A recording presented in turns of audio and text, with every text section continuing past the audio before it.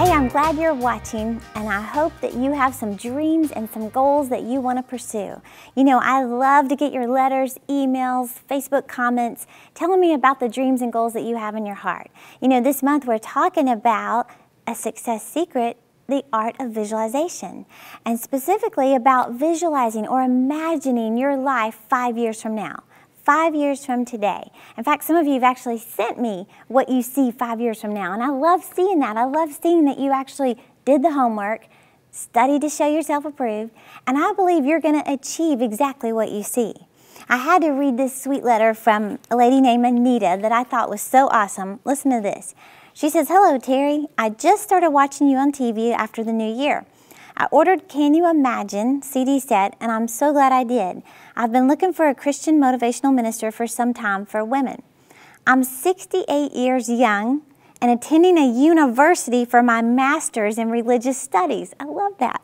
She said, "I'm a disabled registered nurse trying to start a school program for Christian education." Love seeing vision. "Terry, I needed the nudge you gave me from listening to this series.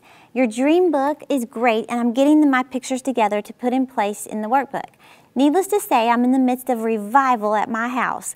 People tell me I should be thinking about retiring from a career instead of trying to start a new one.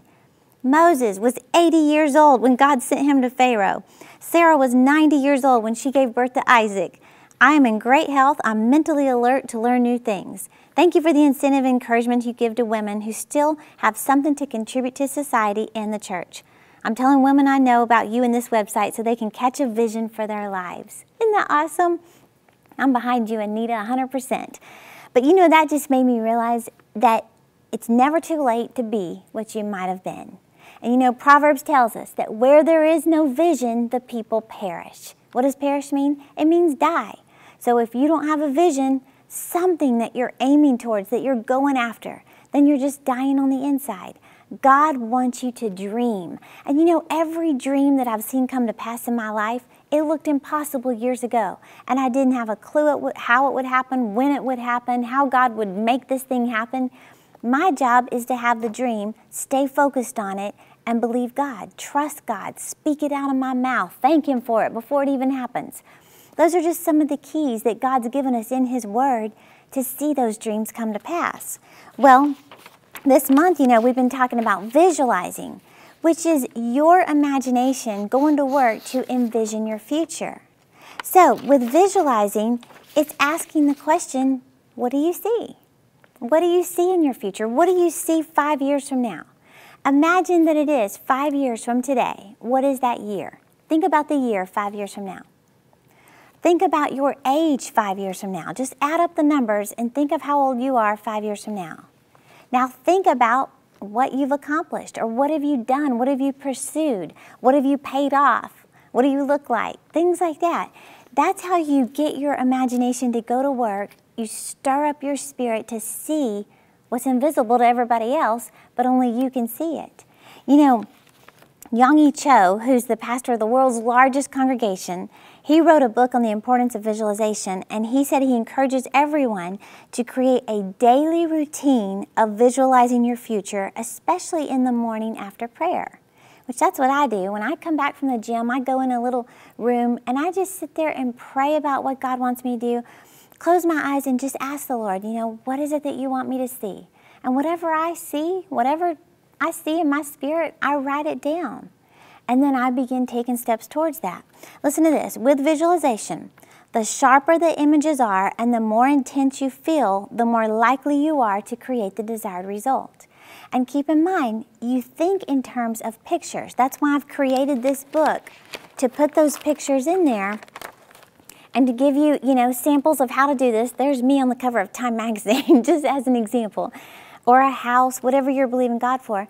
Because your mind thinks in terms of pictures. You don't think in words. You know, if I said blue dress, you don't think BLUEDRESS. You actually picture a blue dress. So when you go to work to, you know, print a picture of that car you're believing God for, and you actually Google it, whatever, go to the car lot, get a picture of you in that car, put it in your dream book, and you stay focused on what you're believing God for, that's what it says. The sharper the images are, the more intense you feel, the more likely you are to create the desired result. Listen to this. Harvard University proved that students who visualize their task in advance of performing them have nearly a 100% success rate when it comes to the actual fulfillment of that task. At the same time, the students who do not visualize their task ahead of time have about a 55% rate of achievement. Interesting, huh? At Harvard. Stanford University also conducted a study of visualization on athletes. Using basketball players as their subjects, they had half of their players lie on the bleachers every day and visualize themselves shooting free throws. It says while the other half of the team went about their daily free throw shooting drills as usual without visualizing.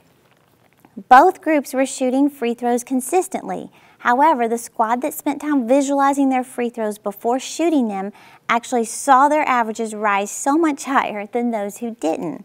It says if you copy the techniques of champions, you too can become a champion. It's interesting because I read so many success books, and the #1 success book that I highly recommend is called the Bible.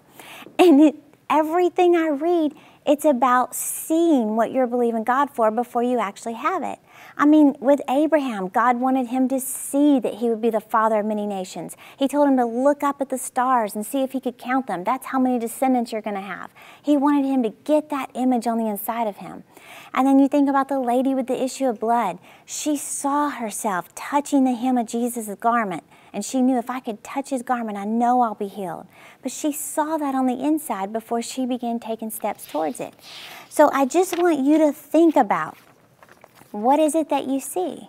What do you see 5 years from now?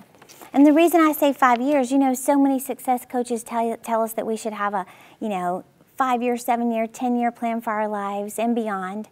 But 5 years I think is something you can kind of wrap your mind around. And it really puts your faith to the test, to really imagine, what do you see 5 years from now?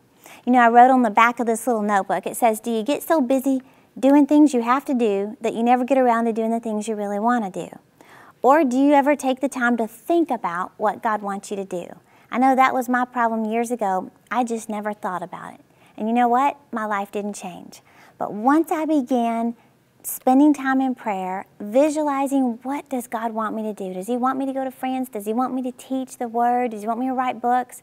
Once I began to visualize it and put those images on paper, I began taking steps towards it. And everything that I've imagined so far, especially 5 years ago, everything I wrote down has happened in my life.